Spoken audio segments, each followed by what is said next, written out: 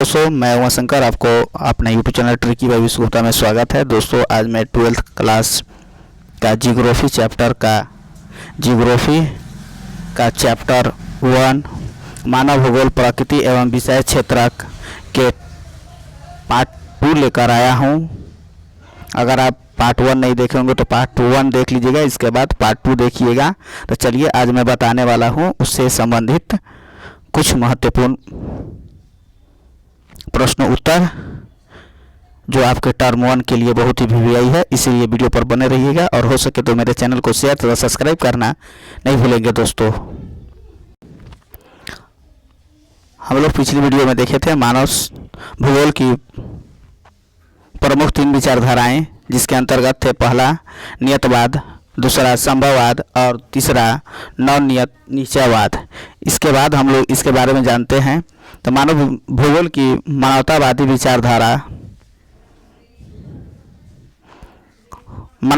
विचारधारा से आशय मानव भूगोल के अध्ययन को मानव के कल्पना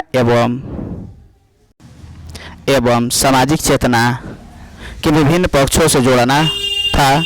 इसका उदय 1970 के दशक में हुआ था। इसके अंतर्गत आवास, स्वास्थ्य, शिक्षा जैसे पक्षों को ध्यान केंद्रित किया गया था। इसके बाद अगला पॉइंट है, यह मनुष्यों की केंद्रीय एवं क्रियाशील भूमिका पर बल देता है। इसके बाद अगला पॉइंट हो जाएगा, पारदर्शिक असमानताएं, निर्धनता, अभाव जैसे विषयों के कारण एवं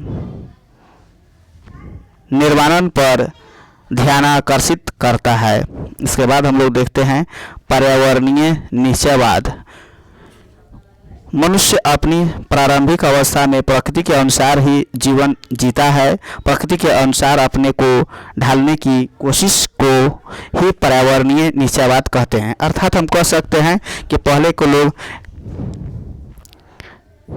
नियतवादी थे, अर्थात निश्चयवाद थे, जो प्रकृति के अनुसार चलते थे। अर्थात प्रकृति में जैसे कुछ भी होता था उसके अनुरूप ही चलते थे। जैसे मान लीजिए अगर वर्षा हो रहा था तो जब तक वर्षा खत्म नहीं हो रहा था तब तक लोग इधर सुधर नहीं जा रहे थे, प्रकृति पर ही निर्भर रहते थे। अगर प्रकृति के द्वारा वर्षा होता था तो उसे बरसात कहा जाता था, अगर प्रकृति द्वारा वर्षा नहीं होता था तो बरसात नहीं किया जा सकता। लेकिन अब ऐसा नहीं है। अगर किसी को मान लीजिए ठंडा लगता, गर्मी लगता था तो वे प्रकृति पर निर्भर थे, लेकिन अब ऐसा नहीं है। इसके बाद यहाँ देखिए नवनिश्चयवाद। नवनिश्चयवाद की संकल्पना ग्रिफ्थ टेलर द्वारा प्रस्तुत की गई। यह 2 विचारों पर्यावरणीय निश्चयवाद और संभववाद के मध्य के मार्गों को निश्चित करता है। इसके बाद यह संकल्पना दर्शाती है कि ना तो यह निशांत आवश्यकता की स्थिति है और न ही निशांत स्वतंत्रता की अवस्था। इस संकल्पना के अनुसार मानव प्रकृति के नियमों का पालन करके ही प्रकृति पर विजय प्राप्त कर सकता है। इसके बाद है नवनिश्चयवाद की विशेषताएं। क्या है नवनिश्चयवाद की विशेषताएं, उसके बारे में जानते हैं। यह विचारधारा पर्यावरणीय निश्चयवाद और संभववाद के बीच के मार्गों को प्रस्तुत करती है। यह पर्यावरण को नुकसान किए बगैर समस्याओं को सुलझाने पर बल देती है। पर्यावरणीय निश्चयवाद के अनुसार मनुष्य न तो प्रकृति पर पूरी तरह निर्भर हो सका है और न ही प्रकृति से स्वतंत्र रहकर जी सका है। इसके बाद बताया गया है प्रकृति पर विजय पाने के लिए प्रकृति के ही नियमों का पालन करना एवं उसे विनाश से बचाना होगा। प्रकृति के दोनों का प्रयोग करते हुए प्रकृति की सीमाओं का ख्याल रखना चाहिए। उदाहरण, औद्योगिकरण करते हुए जंगलों को नष्ट होने से बचाना चाहिए, खनन करते समय अतिदोहन से बचाना चाहिए। इसके बाद हम लोग देखते हैं निश्चयवाद। यह विचारधारा के अनुसार मानव के प्रत्येक क्रियाकलाप को पर्यावरण से नियंत्रित माना जाता है। मानव की आदिम व्यवस्था में मानव के लगभग सभी क्रियाकलाप पूर्णतः प्राकृतिक पर्यावरण की शक्तियों द्वारा निर्मित थे।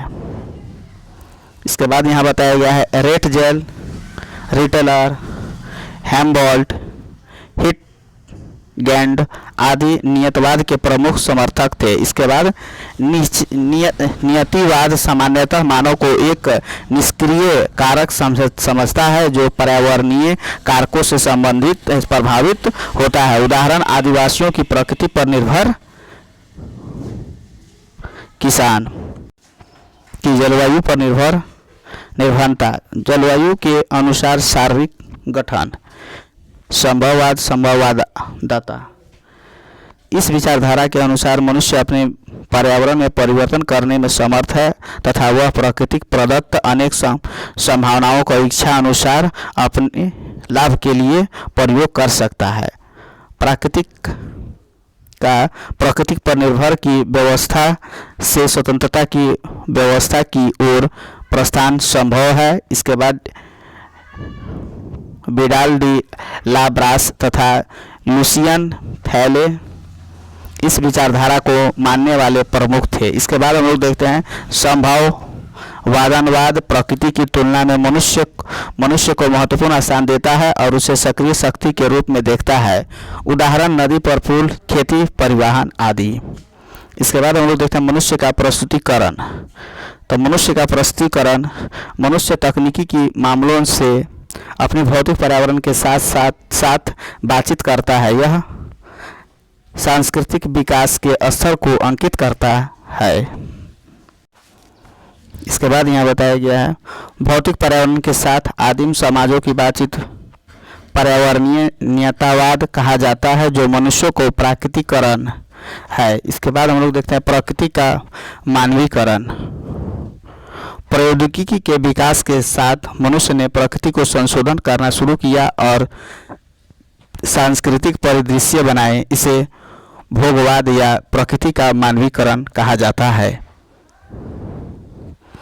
ग्रिफिथ टेलर द्वारा नव नियतवाद का एक मध्य मार्ग पेश किया गया जिसका अर्थ न है कि न तो पूर्ण आवश्यकता पर्यावरणीय नियतवाद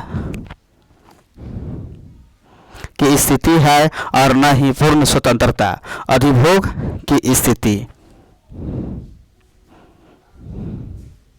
इस तरह इसमें बताया गया है। तो आई होप ये वीडियो अच्छा लगा होगा तो मेरे चैनल को शेयर तथा सब्सक्राइब करना नहीं भूलेंगे। फिर मिलेंगे नए वीडियो के साथ, तब तक के लिए जय हिंद, बेस्ट ऑफ लक।